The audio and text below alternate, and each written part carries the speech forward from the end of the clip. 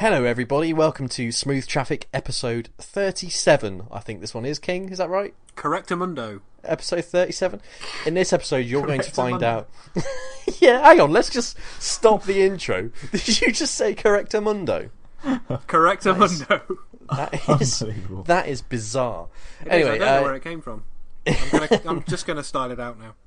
Yeah, you have to. Anyway, in this episode you're going to find out who the patron saint of Smooth Traffic is. We're going to hear whether I was right about the Subaru. We're going to hear if I was right about the Subaru WRX STI. We're going to go through some of our WhatsApp messages, which turns out to be quite funny. And Rob has a whole new segment. It's called Robert King's Dictionary Corner.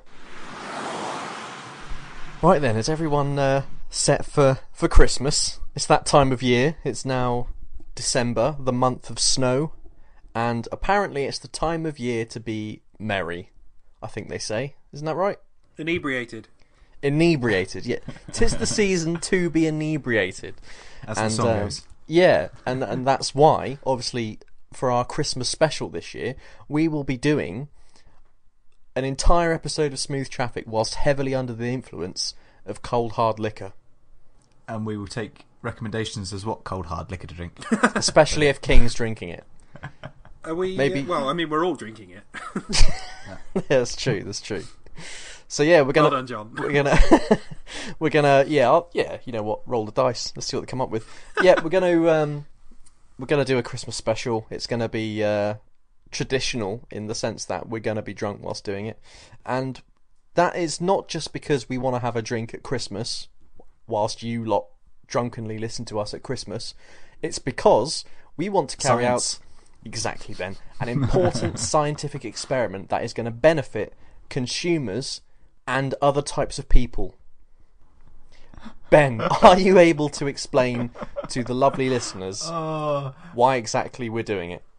Yeah, I was listening to a podcast the other day, and they said that there was this experiment run where they asked some people to speak Dutch, two Dutch people, and then they asked a load of people that were pissed up to speak Dutch, and apparently the Dutch people thought that the drunk people spoke better Dutch than the sober people. So the accents were better when they were inebriated. So we thought, well, for science, we should test that and see if people do speak better Dutch. Are we going to be speaking actual Dutch, or are we just going to be putting on bad Dutch accents because we're drunk? I think we'll see how it goes. I think there's going to be a bit of both, to be honest. But this is very much it will be something that we expect our listeners to switch play off along with. Yeah. I was thinking get drunk and help out, but turning off is the other option.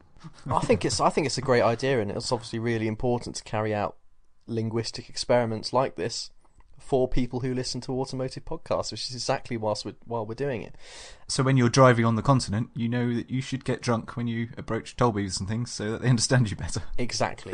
Get so that you're more convincing as being a person of that country. Yeah. So, Christmas special, the Smooth Traffic Drunk Dutch special, will be, for some reason, with you around Christmas time. What can go wrong? Well, yeah, what could go wrong? And yeah, please do tweet us with your suggestions for beverages that we can drink. Nothing too expensive because we're cheap and we're basic. So if you tell us to buy a £90 bottle of Dutch liqueur, we would just say no. You buy it. But if you do want to buy it, that's great, and just send it to us. Obviously, we'll be happy with that. But yeah, but our budget doesn't stretch to that. So cheap ideas for the Smooth Traffic Drunk Dutch special, which is Johnny's going to be on White Lightning, isn't he?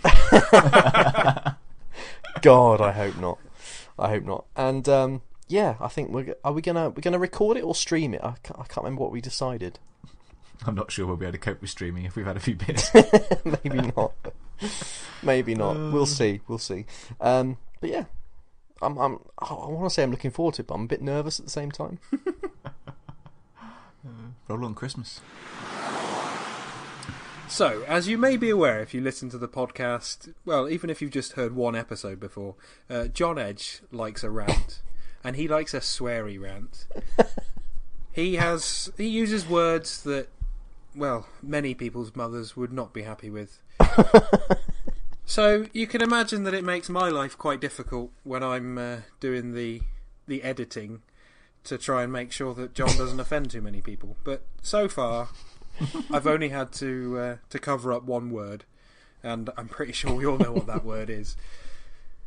So imagine my surprise when John the other day asks me if he can use a word on the podcast. John, would you like to share the word that you asked? Yeah, if you well, could use, I please? wondered if I could use the word. Hello, listeners. It's Head of Audio Editing, Rob King. I'm just chipping in now to say that after we finished recording this episode, we decided that this part of the segment wasn't really appropriate because John had chosen a rather bad word. But the rest of the segment worked fine, so we're skipping ahead about 2 minutes now. Sorry for the inconvenience. No, I'm glad I've asked now. I mean, I'm glad you've asked as well, because I feel that there could be a regular segment here. I'm a big fan of the That's etymology of words, and I know that you're a big fan of bad language, so I think we could really teach you a thing. You must have another one for us then. If you want a segment of this, I need another example to prove it's worth it. Okay, Ben. Well, let me give you another word that John likes, because in fact I've got two. Another word that John likes to use is the word gorm. Oh no. Now, this is obviously a contraction of the word He's gorm. dangerous when he's done research, isn't he? You know it. So gorm is a contraction of the Yeah. word gormless, which obviously essentially means an utter moron. So it's not necessarily as derogatory as other words that John wants to use, but nonetheless, he likes that one. But the word gormless actually originates from the word gorm, which means attentive or alert.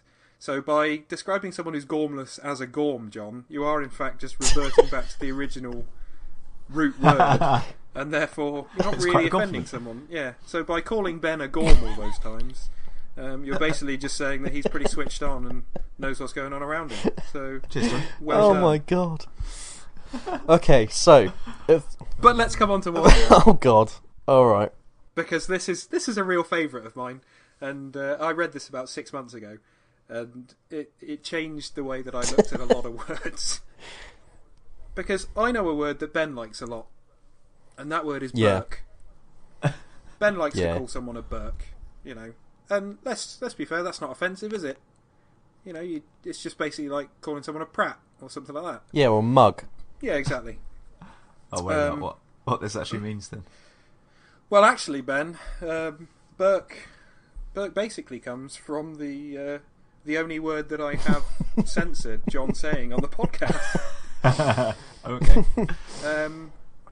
It's How does that work? It's a 1930s word, which is Right. a shortened version of the term Berkeley Hunt. Oh, no. Rhyming Now, slang. the Berkeley Hunt was obviously I a nearly fox spat my hunting, drink out. fox hunting route. But in Cockney rhyming slang, Berkeley Hunt, as I'm sure you can imagine, means. Now, the best part here is that when the listeners are hearing this, they'll now be thinking, "Oh, look, he's had to censor himself now." So, I know I've made more work for myself, but I thought you'd enjoy that one. We're going to make you a jingle for next time. This definitely needs a jingle. Yeah. So what I should do now is if there's a word I want to say, King, but I Yeah. don't know if I'm allowed to say it or not, Yeah. I should check with you first, and you can look up the original meanings of the words Yeah. before I use them, Yeah. and avoid me getting into trouble either on the podcast or in a public area where I may get arrested. I suspect you'll be explaining why you're going to get in trouble, because I'm sure you'll just use the words anyway. Or be more excited now you know what they mean. So I'm definitely going to use the word Burke and the other one that I've forgotten already. That Gorm. one.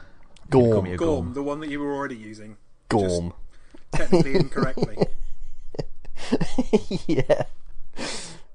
Yeah, I'll just use it. I'll just keep calling people Gorms. They'll think it's rude.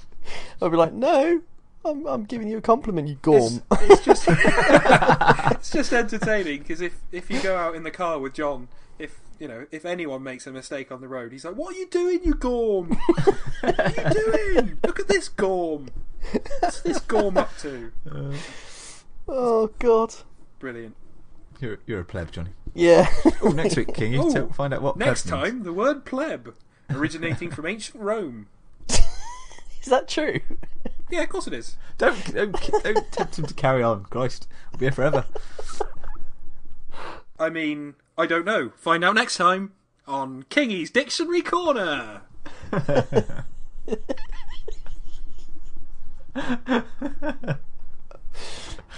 Best segment ever. This is amazing. I'm unfortunate enough to be involved in the Smooth Traffic WhatsApp group that we have. What's unfortunate about it? I have to listen to you numpties all the time. Oh, numpty. That's a word for the Dictionary Corner. This is it. Come on, focus. Oh, yeah. And quite frankly, you two talk utter nonsense sometimes. How dare you? I've written down a few quotes. I say written down, obviously copy and pasted a few quotes from our chat, as I literally had no context on this first one, and I thought you might want to hear it. From Mr. Johnny Edge, I was off my tits on ginseng. Oh yeah, I forgot about that. Yeah, I was.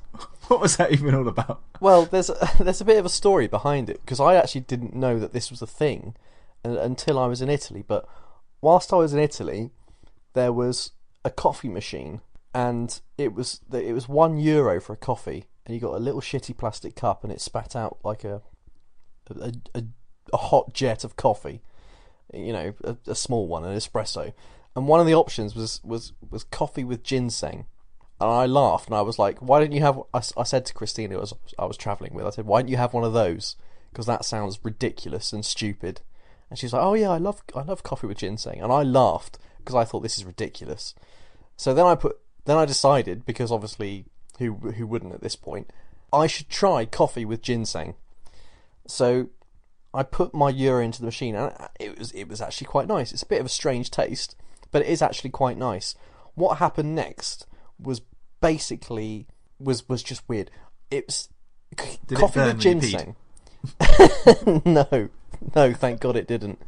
But coffee with ginseng is the greatest energy drink ever made, and I'm absolutely convinced of that now. Because if you drink one of those little espresso with ginseng in it, the whole world goes slow, and you can just concentrate on everything. Well, I nearly came up with new theories for science whilst driving. It's incredible, and you can get it in most service stations at the side of the road in Italy. Anyway, one of the days I went to the cafe in the morning, had a couple of coffees and a cappuccino, and then I went out in the afternoon and I had 2 coffees with ginseng, and I was absolutely off my tits, to the point where I was actually feeling quite unwell because I'd ingested so much coffee and then topped it off with another coffee, but with the potent dose of ginseng in it as well. I'm not convinced the ginseng had that much of an effect. You've already said that you had 5 coffees on this day, basically. King, wait until you try coffee with ginseng. It is like cocaine. It is ridiculous. It's just mad. And so yeah, it made me quite ill. So when I said I was off my tits on ginseng, I really was, and I wasn't particularly feeling that well. I had the shakes and I had to drink lots of water and stuff. I still felt tired. Facts about ginseng. Go on then. So just to annoy Kingy, because he'll have to edit out that tapping in the background, I've just been googling it. It does. So this website, it says 10 impressive benefits of ginseng.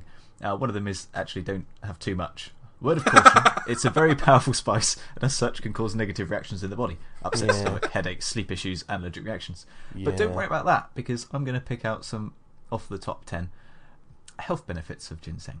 So one of them is prevents premature aging, apparently. Okay. Too late for that. Improves cognitive ability. Too late for that.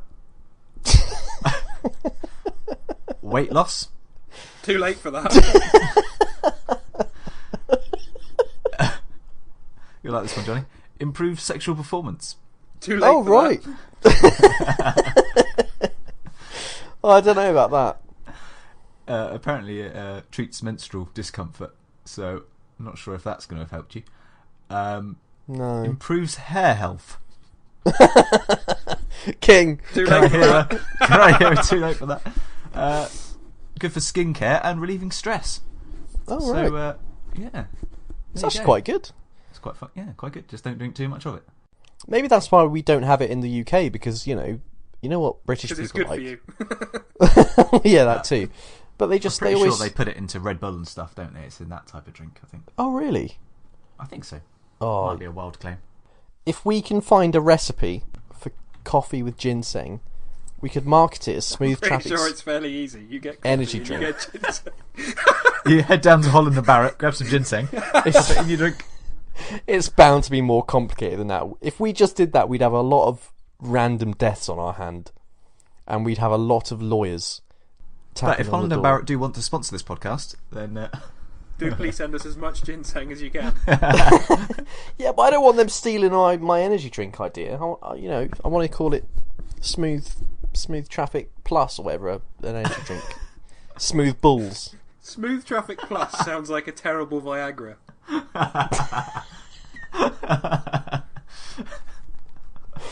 oh, don't So, even yeah. think that makes sense, but maybe not. Maybe we should ask the listeners, if you know anyone who's made a coffee with ginseng in the UK before and has lived to tell the tale and has not been smacked off their tits off it, can you please send us the recipe so we can market it and start our energy drinks company, and then we can buy a Formula 1 team and be average. Yeah, and we'll give you a 1% share in our profits. I bet they sell it at your favourite service station, Johnny. Oh, that's a good... Yeah. Folkestone. What if they do? Oh, fuck Folkestone. Ooh, Jesus Christ. another word for the dictionary corner. Anyway. Anyway. So, yes. Well, that's good. The quote section's over. Wonderful. I actually have another couple of quotes. I wonder who they could be from. Mr. Robert King. So, oh dear. I'm just going to read this out and then you can make your own comments. I'd like to have some context first, please, because you did say earlier that there was no context for Johnny's comment. Yeah, you don't have any context either. Context for this is that John and Ben were being perverts. I think we both watched the film Wonder Woman and said, what an attractive young lady. What's her name? Gal Gadot? Gal Gadot. Yeah. She's lovely, She isn't is. she? She is lovely. I would let her break my arm. She's not a swan. Right, so... I don't get that. God. Well done, Ben. I enjoyed Thanks that. so much. Right, so yeah, that's how bad it was. So anyway, the quote when talking about Gal was, "One thing I really like about her is her eyebrows. They're very real. So many women's eyebrows these days are just all over the place, be they heavily made up or tattooed on. When did having real eyebrows become such a bad thing?" I haven't finished. "Obviously, I'm not stopping people from guarding against the monobrow, but eyebrow work is out of control now." And this is what we have to put up with Rob, regularly. I stand by those comments. Oh my god. I don't know why that's such a big deal out of that. Oh dear. So I we got stand by like those a... comments. As someone... Go on, John. I can tell that you've got some offensive thing to say, so I'll let you get your piece out. it's just like I've never heard a man come up with an official statement, like a press release for a particularly attractive woman. It wasn't a press release about her. It's It a was bit just like a about press my release. opinions on eyebrows. Which nobody asked for. Oh, yeah. I mean, I haven't really looked at the eyebrows, to be honest. It's the smile that's what gets me. But King doesn't our care. comments for were it. like, It's isn't smile. she lovely? I wasn't Yes, she is picking lovely. that You said- out. Yeah, no, I wasn't picking that out as the defining feature of Gal Gadot. He But definitely it was. just made me think. Look, as someone who is very poorly making use of dating apps, the number of photos of people that I see that I don't know. There's just some weird stuff going on with eyebrows these days. I just don't get it. I mean, I know that I'm far too old-fashioned to be living in this world, this century, even. But I don't know. Like, what happened to just having your eyebrows as they grew? I feel like this is going down the old chips rant from last week. I was hoping it would. No. Nothing like that. I just stand by the comment. My point is, I don't want people to just let the monobrow run free, but I got no problem with people. I don't know, whatever they do, shape their eyebrows or whatever. But it's all of this excessive makeup and whatnot, and women do get tattooed eyebrows these days because it saves on, I don't know, the time taken to look after them or something. I don't know. Do you go into the tattoo place and they show you like a group of eyebrow pictures and you choose which one you want? Because I'd have the really angry ones. Permanently angry. Pointing down. I'd have them nice and high so I look constantly surprised. That'll give some feature for your face, Ben. Alright. Sod off. So what we've learned here, Ben, is that King feels more passionate about chips than he does women's eyebrows. Yeah. Also, if true. someone said to Mr. King, I agree with that. Excuse me, Rob, are you a bum guy? And he'd be like, actually, I'm more of an eyebrow man. And that's not what to take from this at all. King, anyway, King's after eyebrows. One more little quote from Mr. King. Yeah, go on. He got very upset about washing machines. I didn't get very upset about washing machines. It's a pet peeve of mine. Pet peeve, therefore not very upset. That's very angry for Rob. If he says pet peeve, he's livid. He's fuming. It's a pet peeve of mine in using a shared washing machine that I'm the only person looking after it properly. How do you look after a washing machine? In my defence, this came from a long discussion that you and I were having, Ben, about washing machines. and it just happens that where I live, it's not possible to get a washing machine plumbed in my flat. So a couple floors down, there is an old lady who leaves her door unlocked. So he pops in. There's a washing machine and a tumble dryer, which the landlord has got there for the communal use of all the flats. Well, I just think that some people aren't necessarily looking after it. I mean, none of this is going to make me sound like a normal human being. But that's the design of this segment. Yeah, I thought as much. When the new washing machine was installed, which was, I don't know, probably about 12 months ago or so, obviously it came with a manual, which I looked at to check which... For a washing machine? Well, no, I just wanted to check which program I'd need to use for my washing. He read all 85 pages. And anyway, and then obviously there's a section on washing machine care.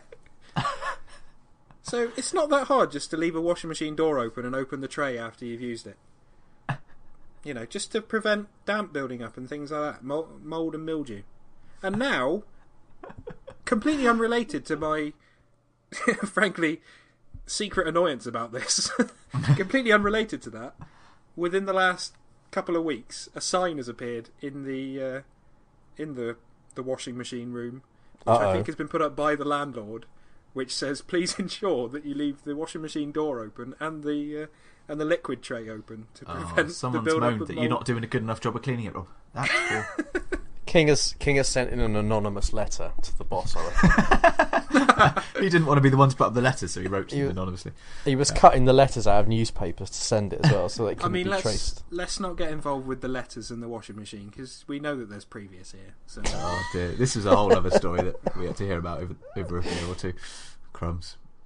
Actually, King, do you remember when you came to my place and said, "I've got muddy trainers, do you mind if I wash them in your washing machine?" And I said, "There's a hose out in the garden." How do you put your smelly shoes in my washing machine? Disgusting. Yeah. No, that was, you don't ask, you don't get, Ben. That's the way I look at it. Is that all the quotes from this week? That's all I've got for you this week, yeah. I thought that would do for now. I was hoping we'd have more. That was really good. I'm upset. You wait, Ben. You wait. You're going to slip up at some point and say something stupid. Inevitably. John and I are going to be all over it. Mainly me, because I think John just doesn't care. I'll forget. He'll be off his tits on ginseng. So. Yeah. So, as you know, there's a lot of things that I don't get right. Technology. Cooking stuff. Organising stuff. Paying for stuff. I think we're going to have to cut this short, Johnny, because we haven't got enough time for you to go. But anyway, I got something right back in episode 26 when we recorded after we'd been to Wales for the 2016? Oh, it was while we were in Wales. It was the Smooth Traffic Winter Road Trip 2017. because it was in January. So it was start of this year. So okay, so back in episode 26, I predicted that the Subaru WRX STI would be the last of its kind, and it's true. It is. They're killing it off. So Subaru have announced the final edition of the WRX STI. So there will be no more WRX STI anymore. It's gone. It's not happening anymore. It's over. It's over, All right, guys. Then, John. Question: how smug do you feel about this, knowing that you got something right, but there'll never be another car like the Impreza or the Evo from Mitsubishi? It's bittersweet, isn't it? It really is. I feel like they could make another one. They just need to maybe have a market for it. Yeah, have a market for it helps. I don't know. I feel like these cars aren't too expensive to do. I think that there's a new Impreza out. So if you just made a hot Impreza again, just by tuning up an engine and doing it properly, because like the Boxer engine is incredibly uneconomical, and it's just not really acceptable to be having a car that's no faster than a hot hatch but does 25 miles per gallon anymore. You need to be aiming for 40 really. So if they can do that and just tune one of the engines they've already got to produce more power, or maybe even just buy in another engine from another company perhaps, then there's no reason why it can't come back, I think. But I do like the fact that I called it. I am quite pleased about that. But it's such a good car. I'm gonna be sad to see it go. Like, not being able to. I mean, nobody's ever going to buy one, are they? I wouldn't bloody buy one unless it was an old. It was great fun, wasn't it? I just feel like, the miles per gallon was just so bad, wasn't it? Oh, I think what did we do about? It was about 25, wasn't it? Yeah, 25. But it does.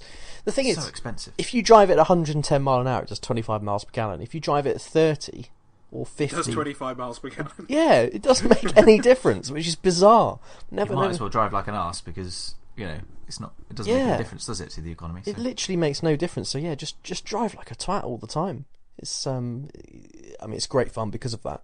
But yeah, it's a real shame because obviously it's got so much history and there's a big association with that car here in Britain as well. And now it's gone. And there's no Evo anymore, obviously. There's no Toyota Celica anymore. So all those sorts of cars have gone now. These sorts of rally sorts of cars have all but disappeared. So yeah, I don't know. There's nothing left really. But rally cars now are all like little super minis, aren't they? But absolutely juiced up. So maybe somebody will come out with a super mini based around. There was rumours that Volkswagen were going to do a Polo R that was going to be sort of based around the rally car, but obviously then Volkswagen gunned themselves in the arse with the Dieselgate scandal and had to pull out of motorsport. So that's all gone. Sad times, really, isn't it? But there'll be plenty more hot hatches coming out at some point. Hyundai in the WRC now. They've just brought out their new hot hatch, the i30N, I think it's called. So and that's had some very, very good reviews.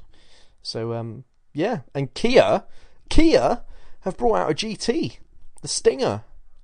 So there is. All right. It does look alright, doesn't it? And it's meant to be quite good.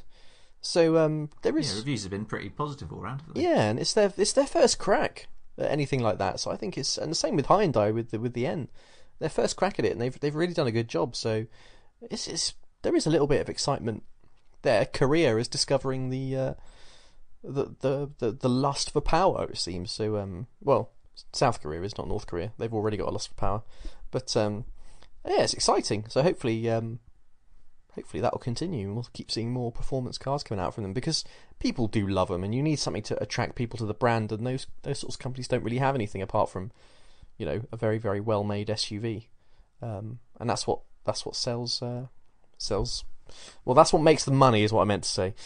Can't wait to see what SsangYong come up with then. Oh, can you imagine it? There's a Musso racing series, King. Yes, I do. Have you tried getting in that? Have I tried getting in it? Yeah. I won't lie, it did cross my mind when I saw it. I was like, I wonder if I could do that, because apparently it's aimed at people who are on a budget, obviously. Yeah.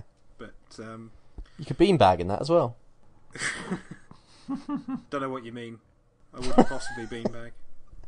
No, I'm on the straight and narrow now, John. Yeah. I've now got my copy of Gran Turismo Sport, and I'm on the straight and narrow. So No I didn't accidents believe that yet. for a second. No accidents yet. How many races have you had online though, King? None. There we But go. You'll be banned within I've minutes. completed the driving license tests, and the instructor said that I was exceptional. So Of course, you went in and did the instructor stuff first. yeah, it's You're like probably doing a it's like 3.10 maintaining a test. washing machine, Ben. You've got to read the instructions. Well, I'm looking forward to seeing how King gets on with Gran Turismo Sport over the next few weeks. Hopefully, you'll be able If to I'm crack bad on. at it over the next 3 days, then that's it. Yeah, I just want to see if the rage happens, and you just end up regressing basically. It'll be interesting to see. That is what both concerns me and intrigues me about the whole thing. Which side of me will we see? Because you do get I don't want to say red mist because it's not really like that, but you just kind of get this dark side to you. As soon as the lights go green, or go out in motorsport case, you just turn into an animal. You just like ruining people's day. I would say that's specifically a gaming thing, though. Like I'd never do these things in real life because just the abject cost of all of these things. Yeah, just yeah. the fear. He would do if he wasn't so tight. Oh, yeah. I think I'd be an exceptional racing driver on the basis that I'd be so careful because I'd be thinking this is going to cost me a lot of money if things go wrong. When you say exceptional, you mean you'd get round without damaging the car, not that you'd have any success. Sure. Yeah, but it still means that I'd finish ahead of the McLarens in F1. So That's very true. Well, keep us posted, King. Let us know how you get on GT Sport. Preferably if you can do some PS4 sharing like I did the other day when that moron slammed me into the barrier. That'd be good, because if you let yourself down, King, I think you should pledge to the listeners. No, if I let myself down, I will publish videos. Yeah. Video evidence will be forthcoming. Yeah, because you'll be proud by that point as well. But the thing is, like, if I go into it not wanting to let myself down, the only time I'm going to let myself down is if something happens similar to what happened to you, John, where someone takes you out, and then I'll be like, right, this is race over. I'm going for that guy. But you could just try and... He's ruined my race and my rating. He's not finishing. Simple as that. He's not finishing life, preferably. That's how you do it. You would completely kill them. Well, no, because I think that if someone takes me out and then they try to get on with the race again, it obviously means a lot more to them than it does to me. So I'm going to make it my mission to ruin it for that person. That's good logic. I mean, if it's a perfectly reasonable coming together, then fine. You just brush it off and get on with it. But I think there was a lack of control from the person that hit you, and that would have wound me up. And plus, it was just at the end of the video where you see him starting to sort of get back onto the track, and he's driving straight at you to try and turn his car around. And I was thinking, no, this guy's just trying to block you getting back onto the track so that you can get back on the track first. And no, that's just poor form. I don't know if it was an accident or not, but it did infuriate me, especially as I'd driven so fairly against the red Ferrari to allow it, space to get around me and stuff, and I think I'd raced it pretty well. Showed it one side of the track, cut back inside, overtooking it and stuff and all of that. And then obviously that ball bag head just comes in and absolutely does the old slammer jam. Of what I saw from that video, you did some very fair racing. And for anyone who thinks that I'm blowing smoke up John's arse, I'd be the first person to criticise him. If I thought even there was a hint that it was his fault. You can see that the two cars come quite close together before the incident, but you don't touch. Now, if you just scratched his paint, I'd have been on you for beanbagging. But no, I was impressed, John. Some safe racing back in 13th position or whatever it was. Yeah, that's about where I spend most of my time on Gran Turismo. Yeah, it's miserable. I'm a B-class driver, so officially, well, I'm an average B-class driver according to the stats, so that makes me officially an average third-rate driver, which doesn't really fill me with much joy, really. But I am an S rank. I am an S rank for sportsmanship now, because I obviously had difficulties with the game at the start, and all the punishment and stuff. And I know they've refined it slightly in the update as well, but I've managed to be a little bit more safer now, and more respectful and stuff. I found doing the 10 lap races helps a lot with that, because there's a lot more clear segments. So if you do a few 10 lap races, you gain quite a lot of sportsmanship points, as long as you're not being a so yeah, that's... Can you say Burke next time, please? Yep. I just realised I've let myself down again. Sorry, John, don't worry. Oh, God. As far as the listeners know, it's already been edited, so... Yeah, that's true. They didn't hear that, so that's good. Yeah, so I forgot what I was going to say now, but yeah, just drive nicely, do the 10 lap races, you get your sportsmanship rank up quite quickly. And yeah, but it's just the difference, like, because I'm a B rank for skill, but like, the guys who are good B ranks are like several seconds a lap quicker than me. And like, I feel like I shouldn't really be a B rank. I think I'm probably just a good C rank instead, because I'm often at the back of the grid for like all the races and stuff. I did one race the other day that was 10 laps for the Nations Cup, and I started 19th and I finished 19th, I think, or something like that. And I just thought, what a waste of life that has been. Doing 10 laps, starting 19th, thinking, oh, okay, I can pick up a few positions, because some people will drive like idiots and stuff. No. I just potted round as fast as I could for 10 laps and didn't get anywhere with it. I thought, that's a waste of my life. But I suppose that's the interesting thing of the whole system, is that eventually you'll only be racing against people that are of similar sort of level, and it's potentially it could stagnate, because you're going to get to a point where people are just going to be as fast as they can be, and that's it. And you are just going to have, everything's going to turn into a procession. But it's interesting what you say about, should you be a rank lower? Because obviously at the moment it's not really giving you any incentive to want to race if you know that you're going to start near the back and end up in pretty much the same position. Because I'm pretty sure I can't go any faster either. I'm pretty sure that I'm as quick as I can be with a controller and, not having pedals to control throttle and stuff. I think that's about as quickly as I can go, so it's difficult. But like when I look on my profile, I am like the level meter is right in the middle of B, so I'm just a bang average B driver. But the guys who are good Bs, and I've raced against a few A's as well, and they're on another level altogether. They're always several seconds a lap quicker, and just think, how are they so good? So yeah, it's a bit soul destroying really. But you know what? I did win a race for Lamborghini on the Cup. And I did win a race for Britain as well in the Nations Cup. So I've won 4 races during my time playing that game online. Oh. I need one more race win to get an achievement thing. 5 races. I'm never going to get to the next one after that. I don't know when I'll win another race. What's the next one? 6? I think it's 100 or something like that. Oh Christ! So there's no fucking chance of me getting that.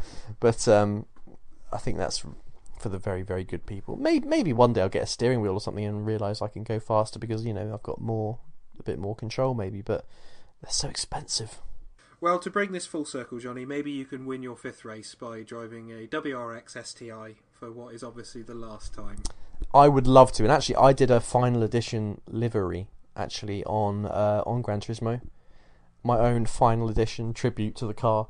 Of the Group B road car version, because there was a Group B road car version that was for sale in the mileage exchange on Gran Turismo. So and it's very simple. It's blue with gold wheels as it should be, and there's like a couple of Japanese flags on it. I think just a simple, nice bye WRX STI. You've been lovely. I'll never forget thrashing you around Wales like an absolute madman. What some of you might know, and what some of you might not know, is that Smooth Traffic has a patron saint. His name is Sir Alan Partridge, and he's been away for a little while doing things, but he is coming back. He's coming back to our screens at Christmas for a new documentary, and then he's coming back again in 2018 with a whole new series. And there's nobody. No. There's nobody. I thought that was just a daft rumour. Is he actually doing a new series? He's actually doing a new series. There's nobody who loves Alan more than Ben. So Ben is Partridge. Ben That's is amazing. the most excited about this. But yeah, I have got a link to I think it's the British Comedy Guide who have written an article about the upcoming Partridge features. So the first one is coming in December at Christmas, which is going to be a documentary just about Alan in general. From what I can tell, I think they're kind of not wanting to say too much about it, obviously, but it's going to be called Alan Partridge: Why, When, Where, How, and Whom. And it's the BBC have said it's a quarter of a century since this sports reporter was given his own radio chat show, and he's just become a sensation, hasn't he, ever since? So great news. So it's something we can all enjoy at Christmas, possibly under the influence of booze. In 2018, possibly also under the influence of booze, there's going to be another documentary, and it's going to be, in theory, about Alan being rehired by the BBC as a pro-Brexit voice. No. Oh, that's going to be amazing. That makes so much sense. Partridge on Brexit. Yeah, so that is the best thing ever. Are you taking the piss at me, or is this actually happening? That's actually happening. Oh, that is awesome. So Partridge is going to be brought back in 2018, probably as a pro-Brexit voice, to say stuff about leaving the EU on BBC, and there's no one who's more perfect for that than Alan Partridge. I mean, he was always very pro Britain anyway, wasn't he? So it's a logical choice. But I can't help thinking that this has come about from. Do you remember when the referendum campaign was in full flow? Do you remember Nigel Farage on a boat in the Thames? Oh yes, and that was like perfectly. And that was and it the same as that scene where the farmers dropped the cow on him. Yeah. Oh yes. So I wonder whether that partially inspired them to look at this, or if it's just complete coincidence that Farage is a bumbling idiot and Alan Partridge is also a bumbling idiot. Oh, it's absolutely perfect, isn't it? That is going to be amazing. Yeah, I think it's going to be great. Looking forward to that. It doesn't say when in 2018. It just says sometime in 2018. Early 2018 is when further details are meant to be revealed. So looking forward to that. And the BBC documentary at Christmas as well. That's going to be great. It's going to be interviews with Steve Coogan and stuff. Iannucci, David Schneider, Phil Cornwell, and obviously Simon Greenall, who was Michael. So they're all going to be. Oh, Michael! I think I've said awesome now about 9 times. So that's cool. I'm just sitting here with a big smile on my face. That's made my week. Yep. So great news. What the rest of you don't know is he's also got no trousers on. Well, he did before this segment. I did have earlier. He's just wearing a leather pouch. Ooh. Warm. And for everyone that chuckled at that, well done. You've enjoyed this segment. The following segment contains moments of true peril recorded during Johnny's adventures in Europe. Those of a nervous disposition may want to leave the room. Or just put some music on instead. John was in Europe on his way back from Italy and decided to go through Switzerland. And then at about 9 o'clock of a Monday evening, I get a telephone call. Well, what happened in that call, John? I'd rung you up. This is from what I remember. I rung you up because I was at the top of a mountain sliding back down in my bath. And why were you up a mountain, John? Well, I'd asked my sat-nav to take me, obviously, to Switzerland. But my sat-nav, for some reason, had taken me a different way to Switzerland. A fairly direct route, I think. Which was, yes, directly over the Alps. So you blindly followed the sat-nav, is what you're saying? Yes, I did. Johnny sent a picture of the snow when he parked up at one point saying, "Don't know where I am, I'm fucked," basically. And then you shared your location with us so that we could find you if you got snowed in and trapped. Yep. And all I did was zoom out very slightly on the map and said, "Shit, there's ski routes all around." You're like, right in the middle of all the ski routes. Yeah, because I don't know this either, because you guys haven't actually told me what you were looking at and what you were thinking at the time. Well, the roads about half a mile ahead of you had been closed for about 2 months for the ski season. Yes. Because you couldn't pass them. Yeah, seasonal you closure. Were like, you were like, I'll just carry on a bit further. I'm like, Johnny, you can't unless you've got skis. And didn't you say they don't open again until like April or something like that, or something silly? Put it this way, it wasn't going to be the next morning. Oh man. Oh dear. As I mentioned at the start, we're going to splice a few clips of the second telephone call that I took from John in with this segment because, John opened his first call with the phrase, "This might be my last call, Kingy." And I thought, what kind of pressure does that put on me? If John's decided that if he's about to fall off the edge of a mountain, I'm the person he calls. Yep. That's a lot of pressure for someone like me, who was nicely warm and just watching the Which telly. is why you hung up. And that's why I hung up. Oh, good. So anyway, hello.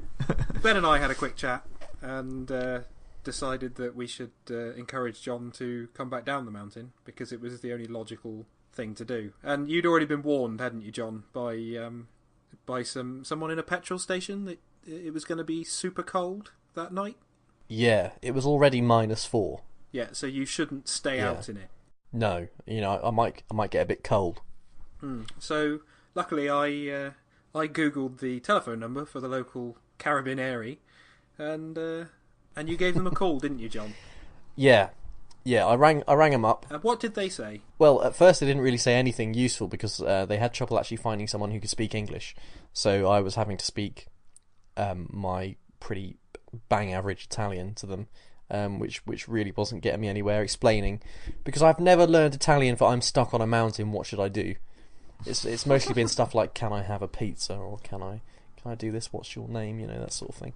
With your history though, that's probably quite a useful phrase to learn in a few languages. Yeah. I'm gonna have to write emergency phrases down in a little book somewhere to take with me.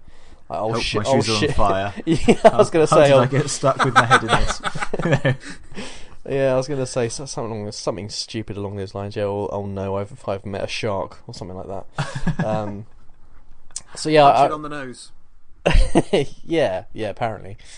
Eventually they found someone who could speak English, and they were really, really helpful actually. Really lovely blokes. I gave them my location and told them that I was attempting to come back down, and I think we made an agreement that if I didn't contact them in an hour or 2 hours, they would send a party out to look for me, basically, because we'd have to assume that I'd obviously gone wrong somewhere down the mountain. So just to confirm, these people you're speaking to, this was the local police force or the mountain rescue? The military police. Yeah, military police, it's a strange system in Italy because they've got military police and police. Yeah, but they kind of both do the same job. Isn't that right, Kingy? I think sort of similar jobs. The military police tend to be more prevalent in rural areas and tend to deal with sort of automotive things. But then if you were in the middle of a city, then they wouldn't get involved with anything like that. So it's kind of weird, but that's Italy for you. It's we did have the special Alpini regiment guarding in Verona. Oh, really? They've got their special hats with the feather in. They're all lads from the mountains, apparently. A special mountain regiment, so they'd obviously come down a bit further than normal, just to look after Verona's monument stuff, make sure no one was causing any trouble. That's probably because everything in their area was closed for the winter, so they had to come down. Yeah. Nothing else to do. Funny Englishman wouldn't realise that, would he? No, he wouldn't. So, we decided together that it was best to come down, and so I started to go down the mountain. After phoning me back. Yeah. Well, with it was the phrase, I thought you'd want to join me for the descent. Brilliant. So once again... into the afterlife. Yeah. This time, if John does go off the cliff, I get to hear the end. Yeah. Wonderful. Oh no! So you thought, what shall I do? I'll record it. So we recorded it.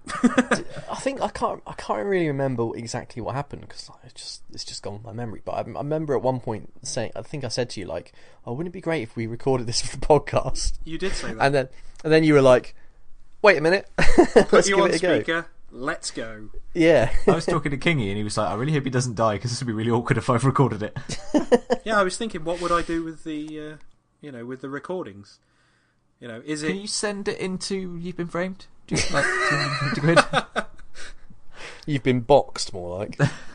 Maybe if I just animate it alongside, then that would be sufficient to get that would be a cracking video. Yeah, so the tale of how Johnny came down a mountain. Guided by you. Guided by me Street View. using Google Street View. God bless you, Google. Yeah, thank you, Google. And it was a fantastic tool, apart from the fact that most of the pictures had been taken about 3 years ago. So there were a few moments where I was advising John to be a little careful because there's no barrier. And then he's like, oh no, there's a brand new Armco there. It's that good. Yeah, they're saying, you're about to go past a transit van. Well, But it's the summer. I don't know what your problem is. One of the funniest moments was that on the street view, it took me to one point where there was a tunnel, but the tunnel was closed when the Google car was there, so I couldn't go into the tunnel. So while John was driving through this tunnel, I was having to skip to the other side of the tunnel so that I could join him. But so while John drove down the mountain very slowly, and we're talking about 7 or 8 miles. And we've got about 45 minutes of recording. To put that into perspective. I was climbing for a long time. I didn't really realise how big the Alps were. They're not really Such like a John thing to say. They're not really like the mountains that I know, which are basically large hills in Wales. The Alps are something much, much bigger. As in, like, you look up from the bottom and you see a light. And you can't see the mountain, but there's a light in the sky, and that's just something on the mountain. Are you just staring at the sun? No, because it was at night. So the moon then. No, it was like a house or a ski doctor or something who lives up there. I don't know. Ski doctor. People who live on the mountain to, I don't know what they do up there. Collect ice. I don't know. But. Yeah, and then obviously it was getting harder and harder as I was going up the mountain, and obviously narrowly avoided falling off at that point. It got to a safe point, and then they said, yeah, you got to come back down. So we recorded the descent, and yeah, what you'll hear next is exactly what happened. Well, I mean, you won't hear all of it because it was 45 minutes, and nobody wants to hear that. No. You'll hear the highlights. It's going to be the match of the day of mountain descents in a car. Yeah, and essentially it's the story of how I saved John's life. Well, I'm not sure about that. I think it was. I think it was a team effort. Obviously. Oh yeah, well Ben helped as well while I was chatting away to him. I was the one on the end of the phone, who was dealing with the real peril. I gave some useful advice, then was a bit nervous when I didn't hear from either of you for ages and I lost Johnny's signal.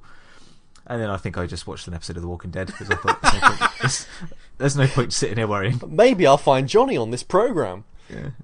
If he's dead, he's dead. Can't do much about it. No, that's true.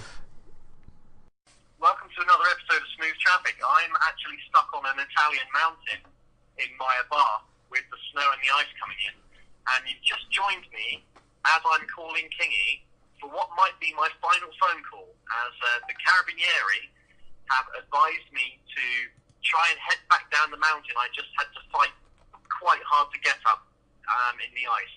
It turns out my brilliant navigation system on my Abarth has taken me down a closed road, a road that is closed until March 2018? Yes, March 2018. Seasonal closure, obviously. Yeah. There's no signs or anything to say it's closed, but anyway, here goes.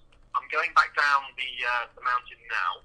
No brakes, you say, Kingy? Yeah, basically you want to stay in a low gear. If you do have to use the brakes, gently, not planting your foot like it's the end of the world. Okay, sort of dab. Yeah, maybe. Okay. I mean, more of a steady, sustained. Oh yeah, it's working. Sort of slow, long. Yeah, nothing jerky. Probably for those hairpins you're doing. Probably first gear is going to be your friend. Okay, I'm just approaching first hairpin now. No drama yet. Okay. But this is. To be fair, you've You've probably been stood still so long, John, that the snow has laid several layers and compacted itself so that you've got something to drive on top of the ice. Hopefully. Okay, we're around the first one. Okay, cool. I slid sideways. Okay. Are you facing the right direction? Yes. Oh, well, that's okay. Yes, I'm moving again now. I just managed to turn the wheel and lift off the brake, and it started going okay. Yeah. So this hairpin, there is no protection, but I've got a snowbank about 20 metres in front of me. Okay. If I get out of control, I'll try and steer towards that, because that'll be a nice, comfortable... Is that on your left or your right? It's on my right. There's a house and a wall, and the snowbank is up against the wall. I'm just coming past it now. I was going to say, because that wall extends all the way down to the hairpin. Yeah. If you are listening to this, then it's because John has survived, and I'm actually navigating via Street View on Google Maps. So if we've actually released this, then use Google Maps. Street View's fantastic. And if you are listening to this in Italy, it's a road safety campaign, helping people not to venture into mountains during difficult seasonal times. Approaching the next hairpin now. So this is there's a new crash barrier, Kingy. Oh, is there? I mean, to be fair, the the only downside of using Street View is that road was last photographed in October 2011, so it might be a little bit outdated. Okay, I'm halfway round the hairpin. I'm around it, but I now can't stop. Oh yes, I can. If I'm just very gentle with the brakes, I can just about stop it. Yeah. So off to the tunnel now? It's not in my view just yet. I've got my full beams off, but I can't quite see a tunnel just yet. Is the snow coming towards you or going away from you? It is behind me. Oh, okay. The snow's eased up slightly, actually, since I've begun this. Excellent. It's probably because you've come down by about 10 feet. I can see the tunnel now. I'm just going to do some quick typing, because Ben's just asked what's going on. Oh, okay. Do keep talking if you need to. Okay. What I would say to any listeners planning to drive through Europe using only their sat-nav right now is perhaps be a bit more intelligent than me, because I thought I could just drive into the mountains and head down the other side and be on a Swiss motorway, but no, you can't. The weather is actually quite bad. But we are really, really high up here, so it's not a surprise, really. I've now entered a tunnel which is still full of snow. Is that because it's open on one side? Yeah, no, it's half open. There is actually, is it stalactites they're called? Icicles, that's what they're called. There is tons of icicles. Stalactites. That would be very specific, John. Yeah, I'm getting my geology a bit. Yeah, I'm now going 10 kilometres an hour, and 10 kilometres? Yeah, 10. That's the speed. I actually can't stop it now. You go steady. So basically, the bit you're going along at the moment is fairly straight, but longish tunnel section. Coming out of the tunnel now, and there's like a bridge or something. Ben? Hang on. Just going to see how far you've actually got to travel. I'm taking a good line. So basically, you've got 7 kilometres between you and the Carabinieri post in what I'm sure is the delightful village of Campo Dolcino. Oh, King. I'm in the second tunnel, and it's just tarmac. Oh, what a treat. I'm going to enjoy the next few metres. Well, that's good. This is normal driving. Just whatever's out the other side now. I think I've got many switchbacks to go around. Once you come out of the tunnel, about 300 metres after the tunnel, you come to a switchback which looks fairly similar to the one that you just completed. Okay. They weren't too bad. Oh no, sorry, it's tighter. Oh, okay. And it looks a bit steeper, but it looks like it's a wider exit. Okay. I'm just leaving the tunnel now. It is pretty much all ice from this point onwards. I don't know if you can hear that. So basically, from the tunnel, you'll come to not a particularly sharp right turn, but you'll have a wall on your left. Yeah, I'm just alongside the wall now. Okay. I think what I'm going to do is dip left, because if it does go, I'll just hit a wall at quite low speed. Yeah, basically left is not the deep ravine where there are trees growing, so... That sounds preferable. I would say so. I tell you what, it wasn't this bad when I came up, so I'm glad I'm heading back down. Hello, listeners. Head honcho of audio editing again. Rob King. This time I'm just chipping in because, well, quite frankly, this goes on for quite a while, and we've decided that it might not be to everyone's taste. So once you finish listening to my voice, the podcast will naturally move on to the next segment. But should you wish to catch up with the full 20 minutes of edited trip audio, then it'll be right at the end of this episode. If you're not interested, once we've signed off, switch off. If you want to know what happened to John, keep listening. And I promise I won't interrupt any more this episode. Smooth Traffic often asks for sponsorship. Another thing we ask for and we rarely get is comments from our listeners. But Matt B88 left us masses of feedback on our last episode, so we thought it'd be polite to pick up on a few of those things. It's like 2 pages. It's ridiculous. He's actually written more than we've probably tweeted in our entire time we've existed. And there's more interesting information in there than we've ever given out on the podcast, so he's doing well. I'd have to pick him up on one point though, Matt. You did mention that Johnny talks a lot about French women, sexy French, fashionable, cool ladies that he surrounds himself with. I'd just like to point out that I don't think me or Rob have ever witnessed that. So I think really what we'll say here is that Johnny's very good at talking about being with sexy, fashionable French ladies, but I think it's just what he says rather than actually achieving that. I've never seen pictures either. Now, it's probably inappropriate to go around photographing these women. Can I have a photo of you? Because my friends won't believe me. But, you know, if we don't see a picture, it didn't happen. Well, I think if they're reasonable human beings, then they wouldn't object to that. But if they're just strangers that Johnny's passed in the street, exactly. Then yes, they would have an issue. It's easy to surround yourself in attractive ladies if you walk into a pub full of attractive ladies and just stand in the middle of their group when they're trying to have a conversation. Stand in the middle of the room and try not to shit yourself. Yeah, that's... That does sound like you, John. It does. It does sound like me. To be fair, it's quite a good bit of advice, really. You know, try not to shit yourself. It's often a good motto to live by. I always think it's a good first step. Once you've achieved that, you know, you're rocking. The world's your oyster. Or your toilet. Anyway, other things that Matt said, his French péage stories, because obviously I was talking about the péage, how it's rubbish that you have to get out of your car every time to go and take the ticket and pay the machine and blah, blah, blah, blah.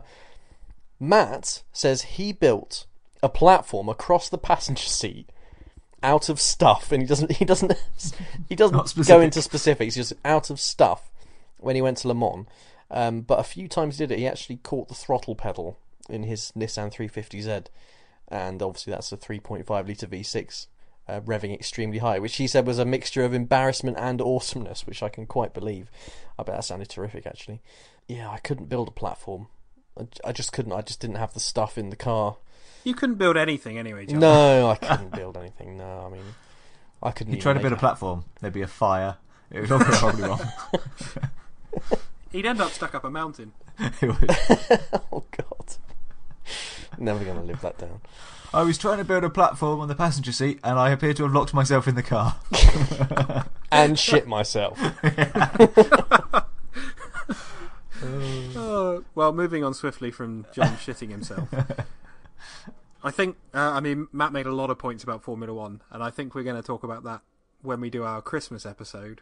Oh, yeah. To see which of our predictions were correct and which were horrendously wrong.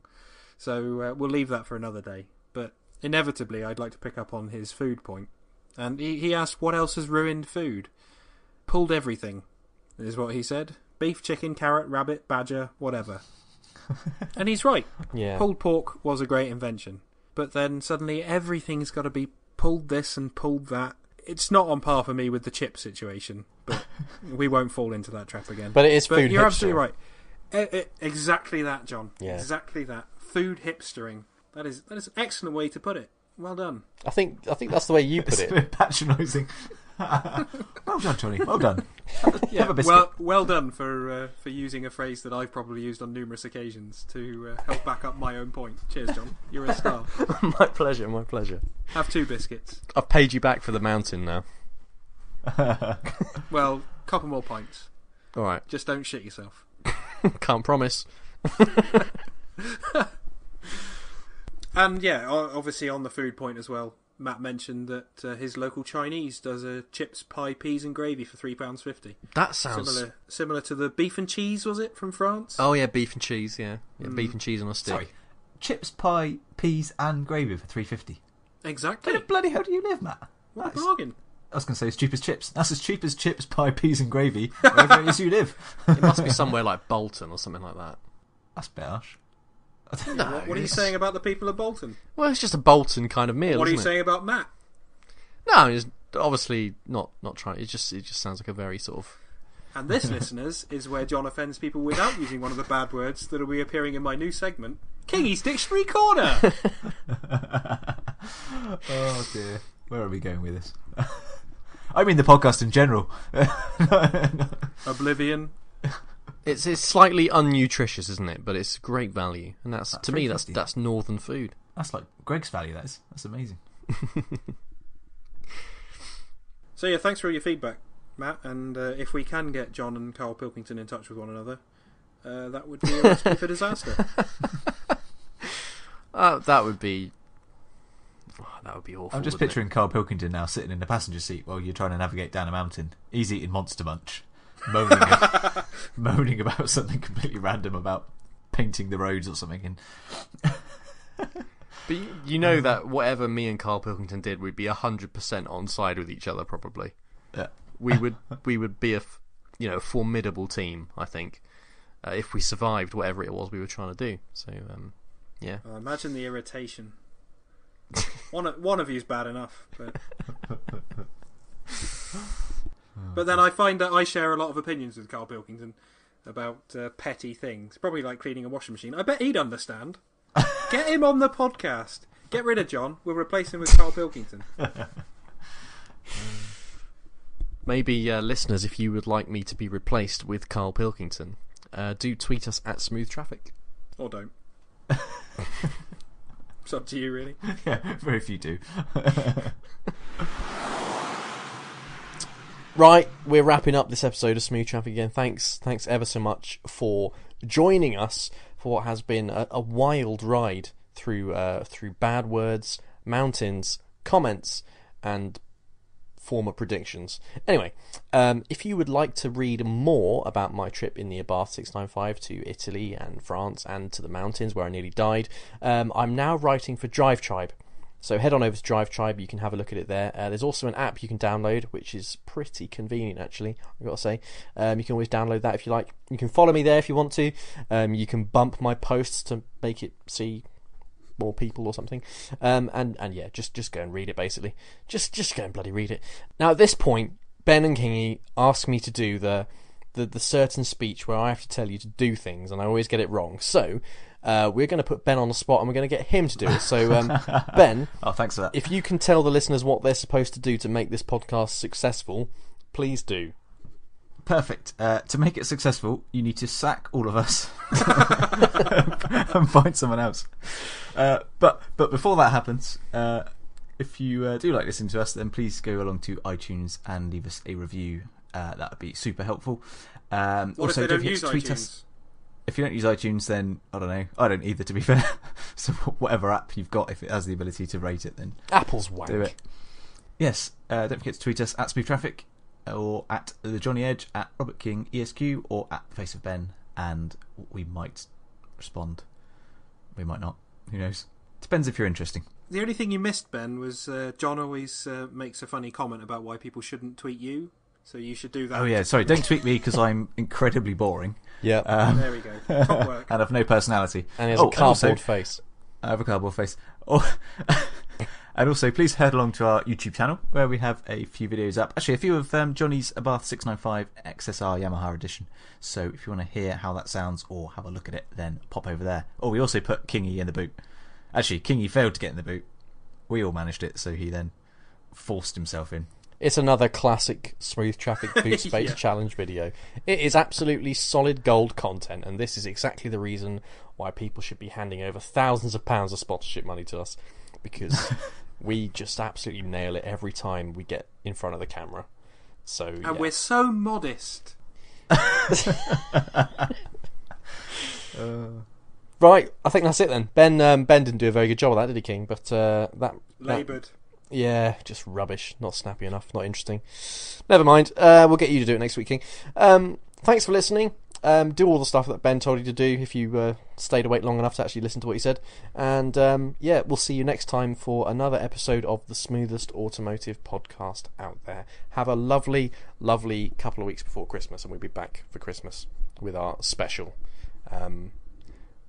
Where we'll be drunk. Yeah, we're going to have a drink. So that should be fun, shouldn't it? I'll see you later, yeah? See you later. Bye. Cheers. Bye. Bye-bye. See you later. Bye-bye. Bye. Bye. Bye.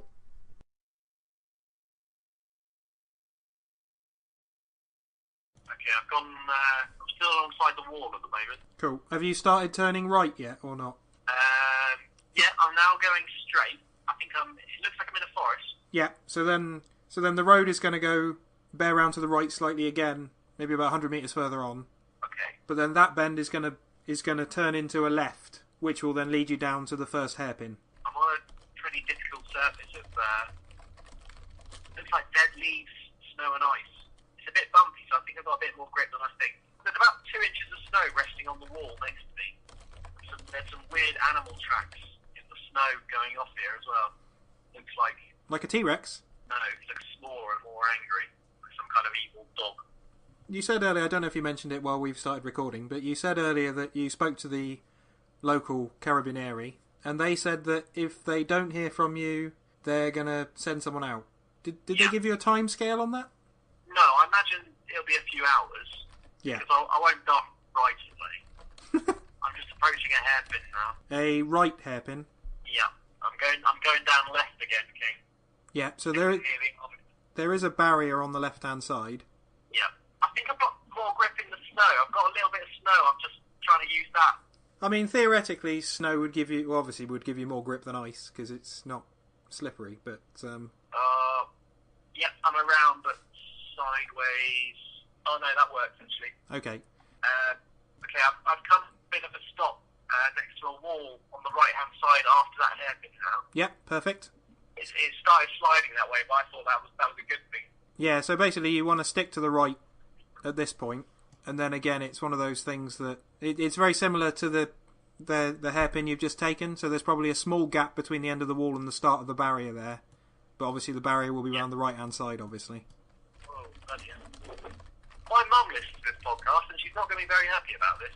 Yeah? Oh, I think I'm in some quite deep snow. I'm having to use some reds to get out of it at the bottom of the hairpin. Okay. Oh, have you gone over too far to the right? It's okay, I'm out. Okay. I'm out the other side. Back on the ice now. Sticking to the left. Yeah, so the left is obviously another wall, and the Bloody road... hell. So the road's going to bend round to the left ever so slightly? Yeah, I'm on that bit now. Yeah. Jesus. And then it's going to hook to the right, John.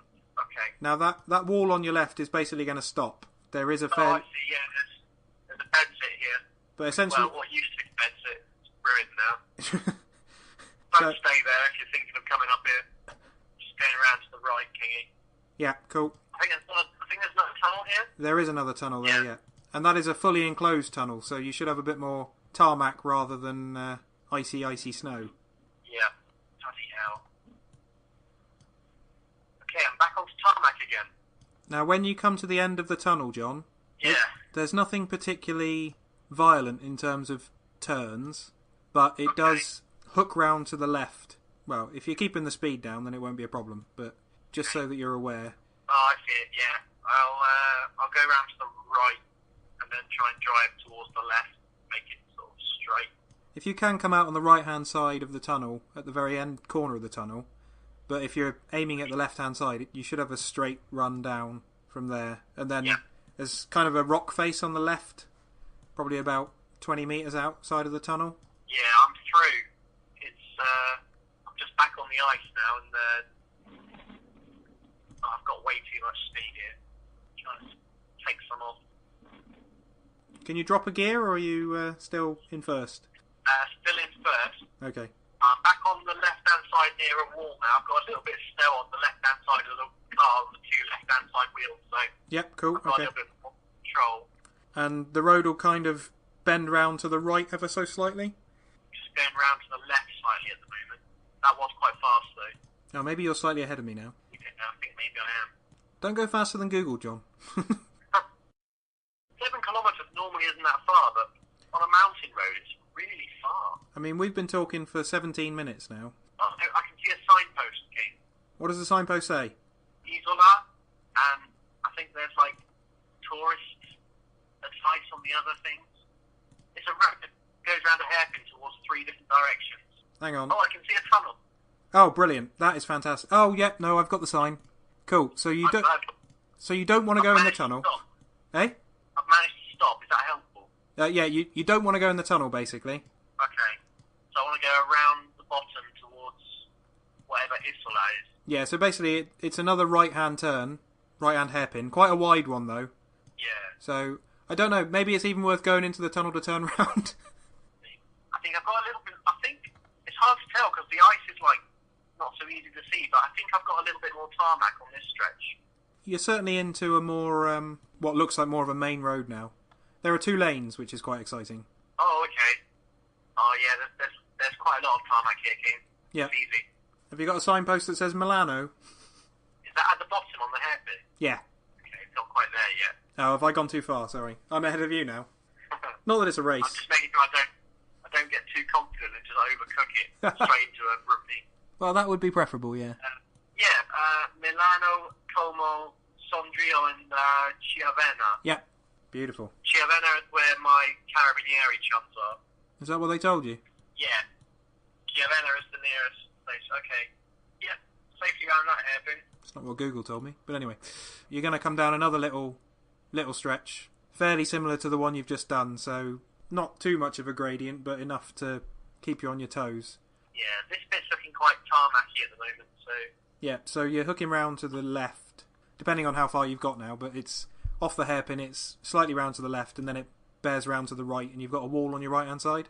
Oh, yeah. I'm just alongside the wall. Yeah, which technically is your side of the road, I suppose, so that's something. And, okay, there is a sign...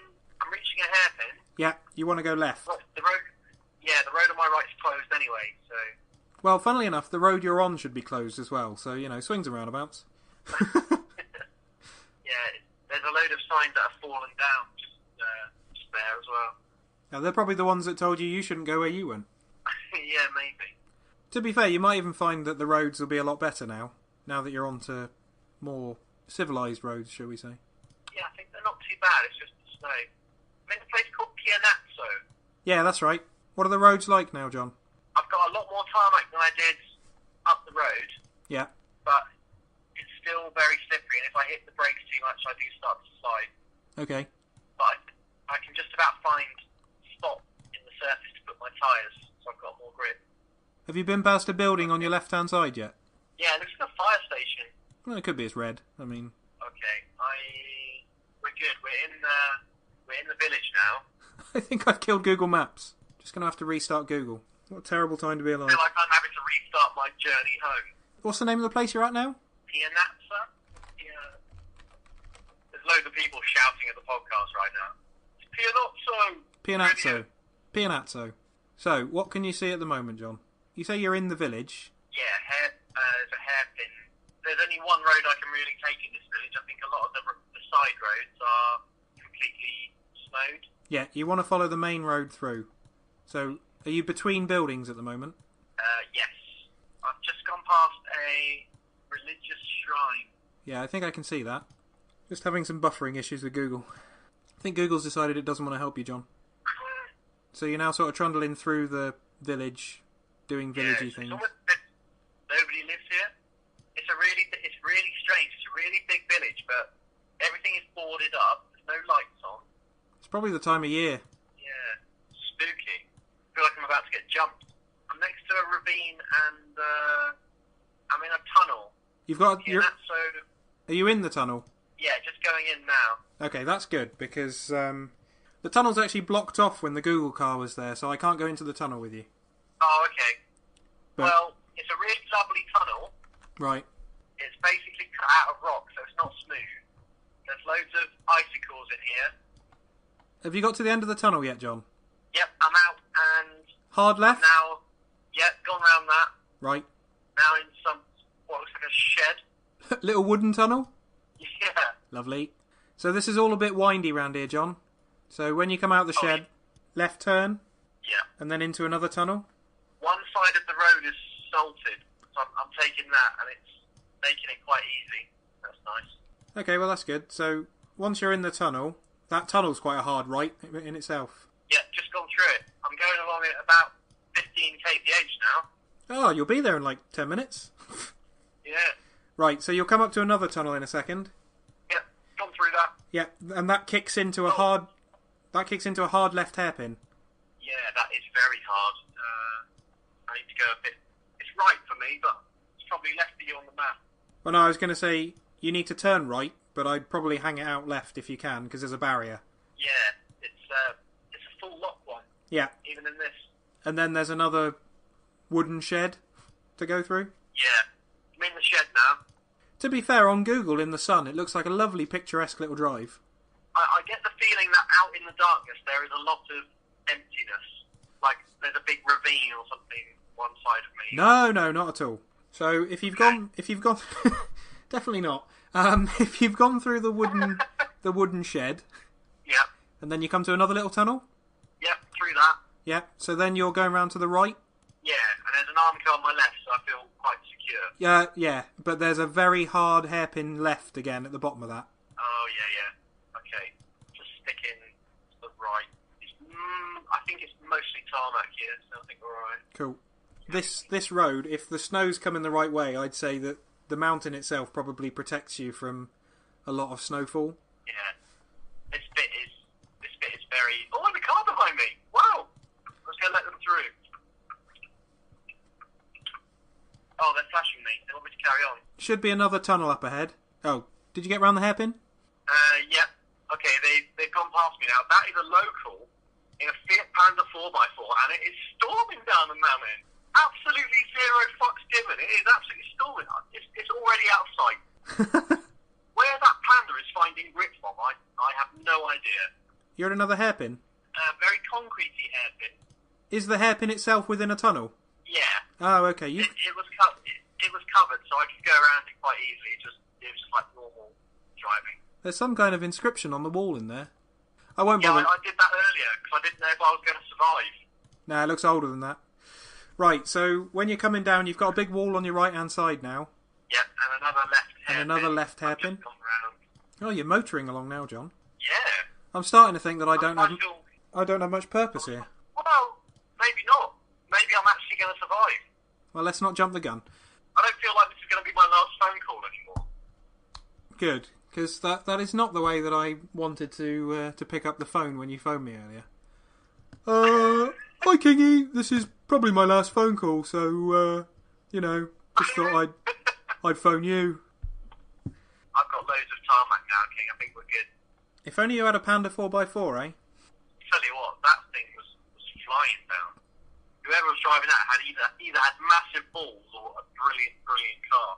Thing is, because you've got tarmac now, this removes the jeopardy of us recording this. So, if for some reason we are still putting this out and people are listening to this... Oh my god, a monster! No, I wasn't going to say that, but I was just going to say 3 or 4 switchbacks further up, when John asked me whether there was a deep ravine in the darkness, the answer was yes, there was, listeners. And I wouldn't have enjoyed listening to John going off of that edge and into the ravine. Well, that's the kind of thing that would stick with you for a while. My ex-girlfriends would have enjoyed that, though. I'm just a little bit too cheerful to have that on my conscience. It'd probably get me down a bit. You'd have had to have edited my last phone call as well, King. I mean, to be fair, if you'd gone off the edge, I'd probably have deleted the file. Well, actually, would I have done? I don't know. That deleting the file would seem like a betrayal of your memory. Yeah, you should have edited it so it sounded really funny. I mean, I'm not a miracle worker, John.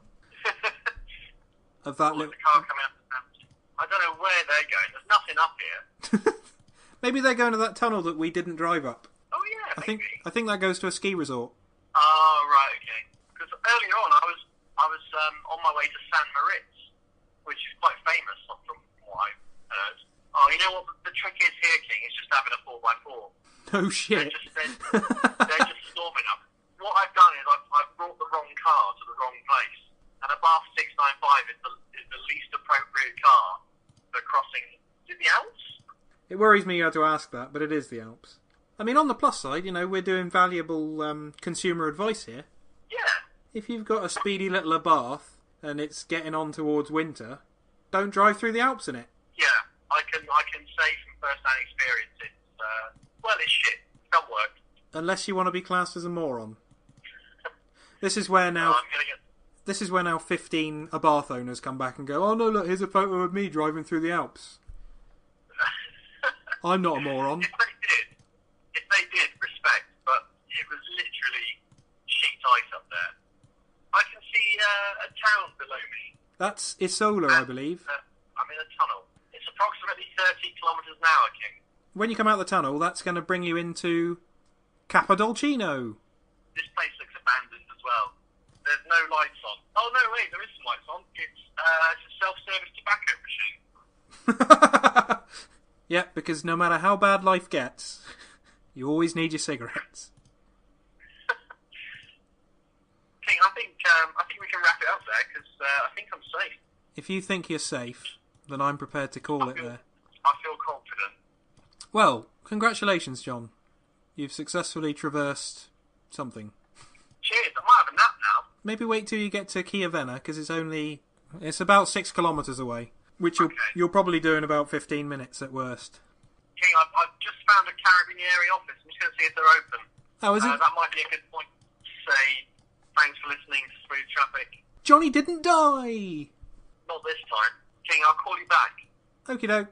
Well, if you're happy, I'm happy. It's all tarmac now, so I think we're good. Cool. I'll let you know if I get to Vanilla, or whatever it's called, Vanilla. Cool. And I'll set my destination for just Milan, I think. And right, I'll catch you in a bit, Kingy. Alright, John, take care. Cheers for that. Cheers Thanks. then. Bye. Bye.